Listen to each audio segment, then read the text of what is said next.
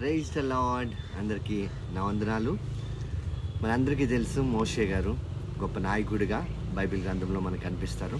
ఆ మోషే గారు పట్టుకున్న కర్ర గురించి కొన్ని విషయాలు మనం తెలుసుకుందాం. మోషే గారు పట్టుకున్న కర్ర, ఆయన చేతిలో ఉన్న కర్రని తీసి కింద పడవేయమన్నప్పుడు అది పాముగా మారింది అని మనందరికీ బైబిల్లో మనం చదువుకున్నాం.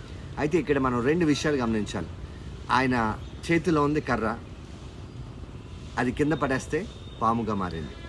అయితే దేవుడు ఏదైనా కూడా చేయగలుగుతాడు, ఆయనకి సమస్తము సాధ్యమే అని ఒక సందర్భంలో మనం తెలుసుకోవచ్చు. ఎందుకంటే చెట్టు నుంచి వచ్చేది కర్ర, పాము అనేది జంతు శాస్త్రం నుంచి రెండు శాస్త్రాలు ఇక్కడ మిక్స్ అయినట్టు మనం చూస్తాం.